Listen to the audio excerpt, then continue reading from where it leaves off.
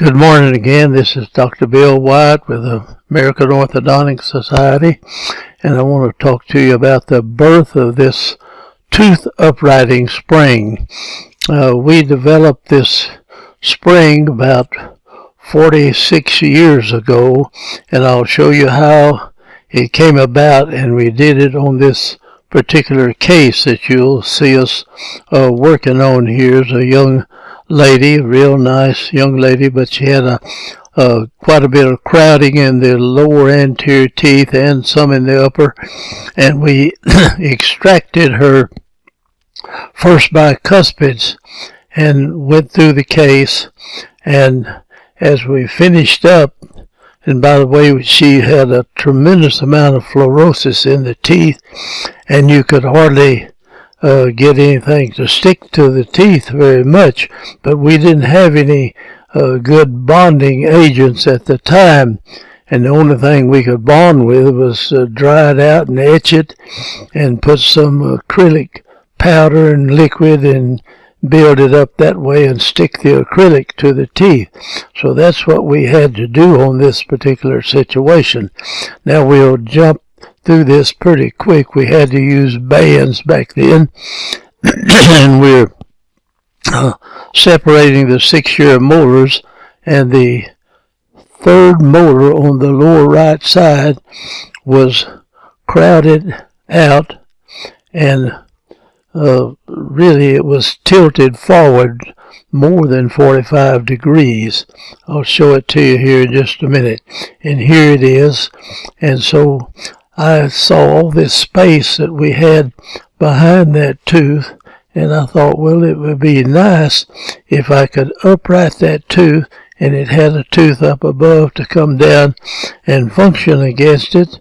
So we tried to do that, and I realized that I couldn't do it from the center of the tooth. You had to do it from the side, and that's where this came a being. And so we built a little spring to fit in there, and I bonded it to the occlusal surface here and ran out and had the spring on the side of the tooth. You have to work from the side of the tooth like that to get them to come up. So let me see if we can get through that. Now we put this spring on there, and I took a picture afterwards.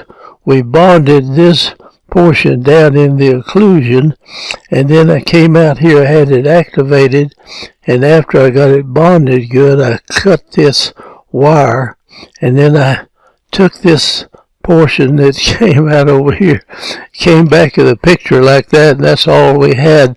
So I've just used it through the years, and we actually bent this down more to give it more spring to it, and your spring has to be curled in a way so that when it's down here, you raise it up, it tightens this, and it'll bring that tooth right out of that space.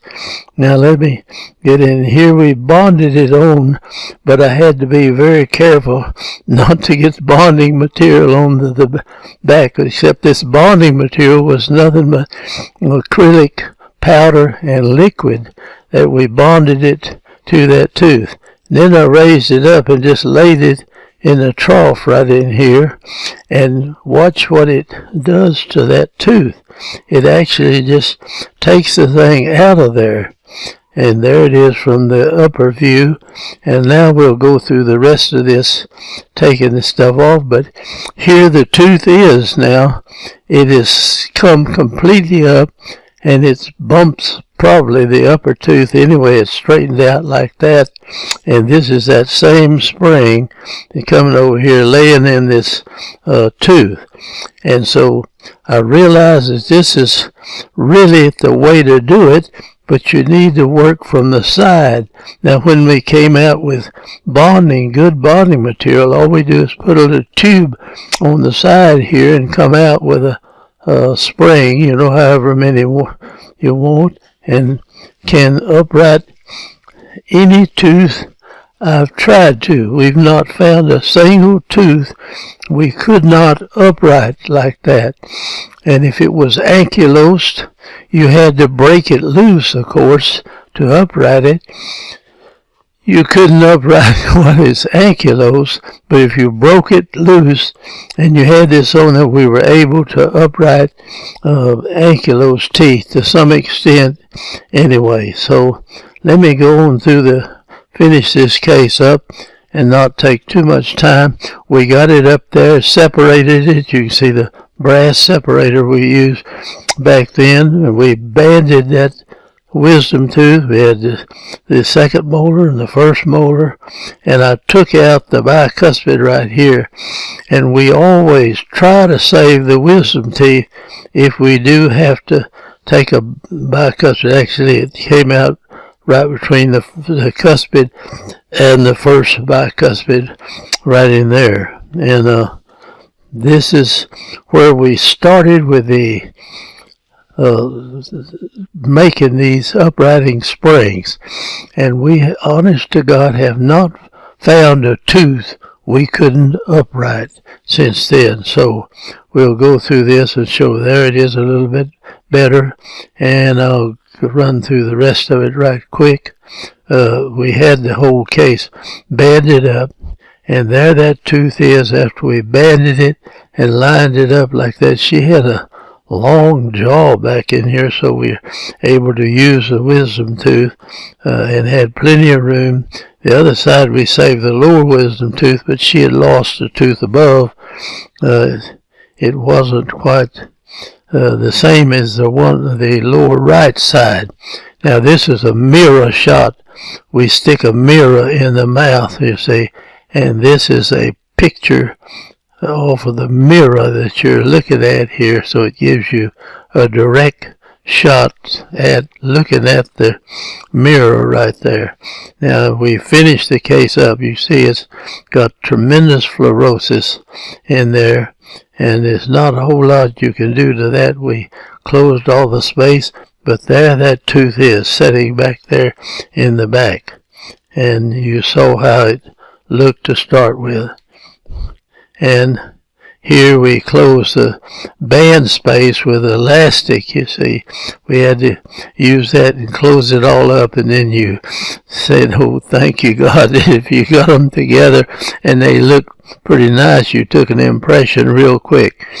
Brackets are so much better, but we weren't using brackets then, but in just 2 or 3 years we shifted all the way to brackets, and brackets make a tremendous difference.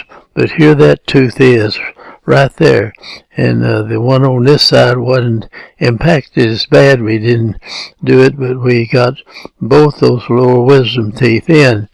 Now here is the tooth that we uprighted, you see right here, and that to me is about a 45-degree angle if you came off right there. Now I've taken teeth that were actually straight up and down, and you can upright them. We have never run on to a tooth that we couldn't upright, and it didn't matter how old the patient was, or if a tooth was up above it like here, you still just upright it. You do not grind off either one of the teeth. As it uprights, the tooth will always move backwards.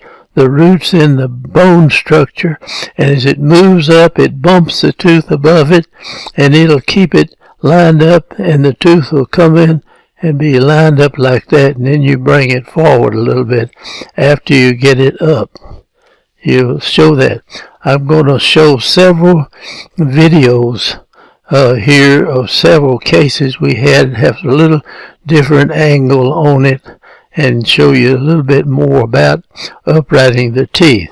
Now we've got a picture of it here, but it's very light, and after this is of course 40 some odd years old, but the principle is exactly the same, and it works the same today. And I've lectured on this for years, shown these to people. Some people have picked it up and started with it, but I still see some ridiculous things that people are trying to upright teeth with that make no sense at all when it's so simple. All you have to do is bond a tube on the side of the tooth. It doesn't, if the tooth's way down in there, you bond it on back up here. It'll get it up. Then you may have to change it, but you just need a little spring in there, something like that, and you hook it on to something out here in the front. You can bond a wire and upright a wisdom tooth 10 years after you get through with the case, if you've got room for the wisdom teeth to come in and save them. You can do that cheaper than you can going in and having them extracted, or we'd have to send it off to somebody to extract them. So I'm for saving wisdom teeth. I'm for saving anything that you need to just straighten up.